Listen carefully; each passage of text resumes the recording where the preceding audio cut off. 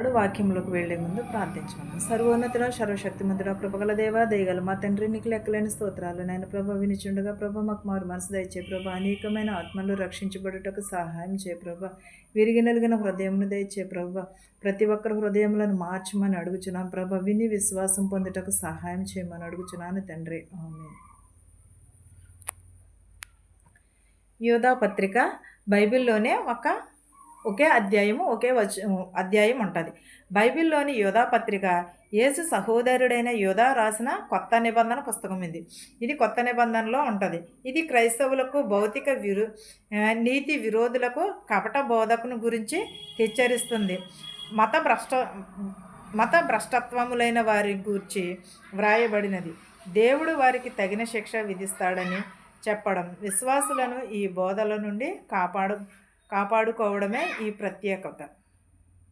యోధా పత్రిక రచించినది ఎవరు?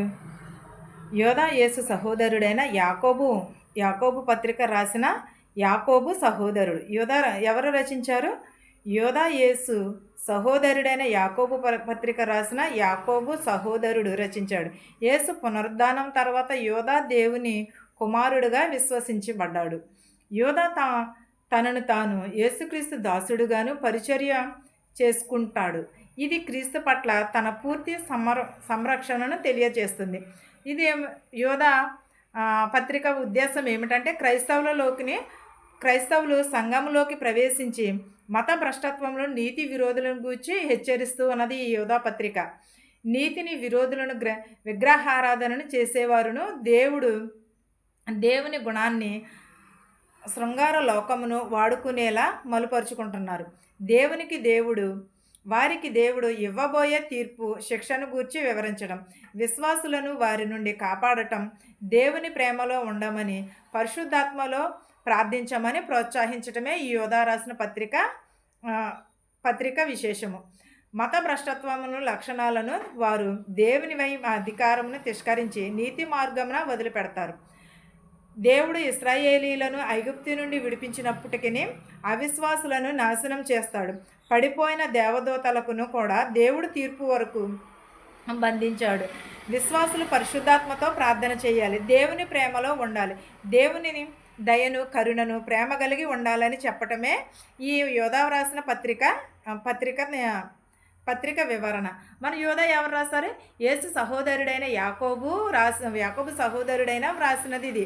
ఏంటది? యోధా పత్రిక. ఈ యోధా పత్రిక ఒకటే అధ్యాయం ఉంటుంది. ఒకటే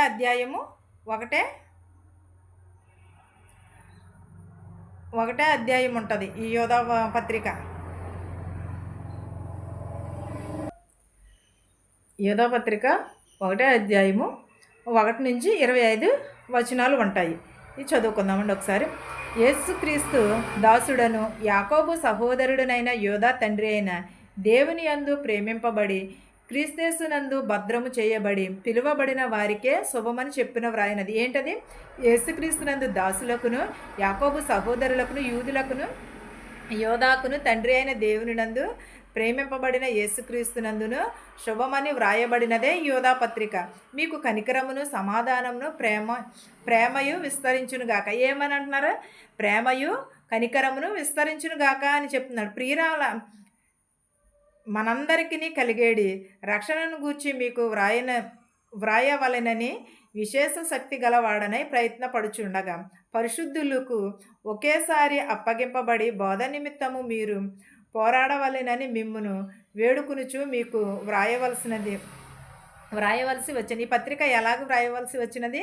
మనందరికీ కలిగేటి రక్షణను గూర్చిను విశేషమును గూర్చిను పరిశుద్ధాత్మను గూర్చిను ఒకేసారి అప్పగింపబడిన బోధ నిమిత్తము పోరాటమును గురించి వ్రాయబడి ఉన్నదని చెప్పుచున్నాడు. ఏలయనగా కొందరు రహస్యంగా చొరబడి ఉన్నారు. వారు భక్తిహీనులై మన దేవుని కృపను కామాతురత్వమునకును దుర్వినియోగపరచుచు మన అద్వితీయ నాథుడును ప్రభువునైన యేసుక్రీస్తును విసర్జించుచున్నారు. ఈ తీర్పు పొందుటకు వారు పూర్వమందే సూచింపబడి ఉన్నారు.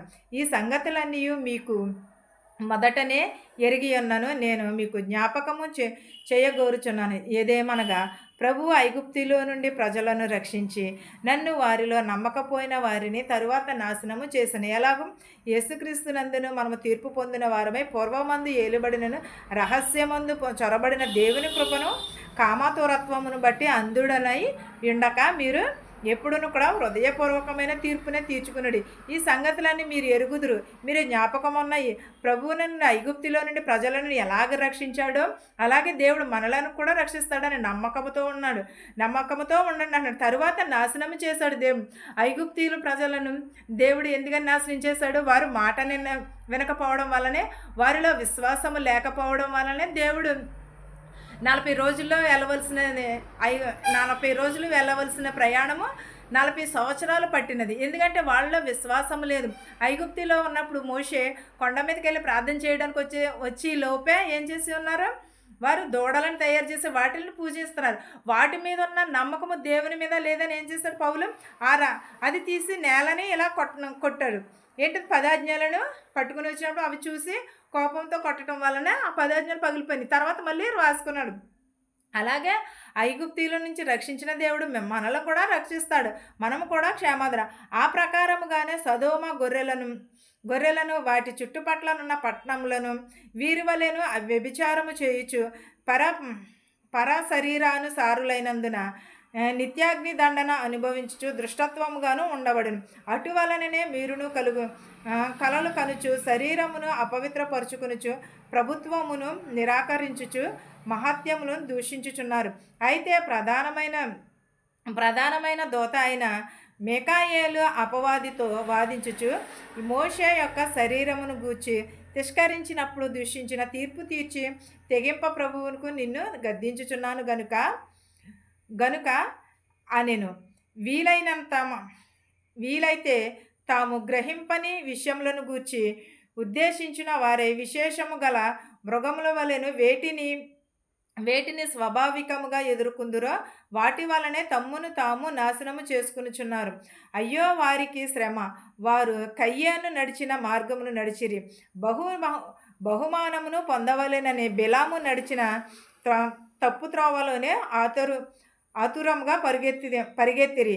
కోరేహు చేసినట్టుగానే తిరస్కారము చేయుచున్నారు. ఎలాగో కయ్యేను నడిచిన తప్పుడు త్రోవలోనే నడుచుచున్నారు. తోరేహు చేసిన తప్పునే మీరు కూడా చేయుచున్నారు. వారు తెలిసి తెలియక చేశారు. కానీ మనమైతే ఏం చేయాలి? దేవుడు అంటే ఏంటో మనకు తెలుసు. దేవుని యందు భయభక్తిని కలిగి ఉండాలి. దేవుని యందు కానీ ఈ సహోదరుడు ఏమని అంటున్నాడు? మనం యోధాకు వ్రాసినదైనా సరే మనకి సంబంధించినదే కదా, మనము కూడా పాటించాలి కదా. విశ్వాసమును కలిగి ఉండమని అంటున్నాడు. ధర్మశాస్త్రమును పోలి నడుచుకోమని అంటున్నాడు. ఐగుప్తిలో నుంచి దేవుడు తప్పించినప్పుడు అలాగే మిమ్మల్ని కూడా తప్పిస్తానంటున్నాడు. మనకు శ్రమలు రావచ్చు, శోధనలు రావచ్చు, ఏమైనా సరే రావచ్చు. కానీ దేవుడిని మాత్రం విడిచిపెట్టకూడదు. అనేకమైన శోధనలు వస్తూ ఉంటాయి, పోతూ ఉంటాయి. కానీ మనము దేవుడి వాక్యం ఎప్పుడు కూడా మన హృదయంలోనే ఉండాలి. మనం ఎప్పుడు కూడా వాక్యమును మాత్రమే గైకొనాలి. ఈ వాక్యమును మీకును మాకును మనందరికీ తోడయ్యుండును గాక. ఆమేన్. ప్రార్థించుకుందాం. సర్వోన్నతుడా, సర్వశక్తిమంతుడా, కృపామయుడా, నీకు స్తోత్రాలు, నీకు వందనాలు నాయన ప్రభు. వినుచున్న వారికి, చూచుచున్న వారికి, ప్రతి ఒక్కరికి మారు మనసును దయచేయమని అడుగుచున్నాను ప్రభ. విరిగి నలిగిన హృదయంను దయచేయమని అడుగుచున్నాను ప్రభ. వినుట ద్వారా ప్రభ విశ్వాసము కలుగుటకు సహాయం చేయమని అడుగుచున్నాను నాయన ప్రభ. మా శత్రువుల మిత్రువుని దీవించి నాయన ప్రభ. ధనుకులనేమి భేదాలనేమి దీవించమని అడుగుచున్నాను ప్రభ. వినుట ద్వారా ప్రభ హృదయములు మార్చు నాయన ప్రభ. అనేకమైన దోషములను క్షమించమని అడుగుచున్నాం ప్రభ. ప్రతి ఒక్కరి కుటుంబంలో శాంతిని, సమాధానమును దయచేయమని అడుగుచున్నాం ప్రభ. నీ కనికరమును, నీ దయను దయచే ప్రభ. ఎవరెవరికైతే ఏ శోధన ఉన్నదో మాకు తెలియదు కానీ ప్రభ నీకు తెలుసు నాయన ప్రభ. సమస్తమును చూచుచున్నవాడు నాయన ప్రభ. నీకు చాటు మరుగనేది ఏది లేదు నాయన ప్రభ. సమస్తమును ప్రభ ఎరిగి నమ్ముచున్నాము తండ్రి. ఆమేన్. పరలోకమందున మా తండ్రి, నీ నామమును పరిశుద్ధపరచబడును గాక.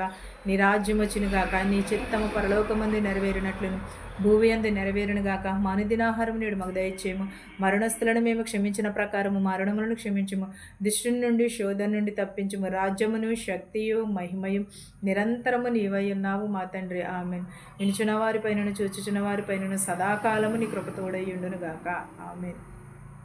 అందరికీ వందనాలు.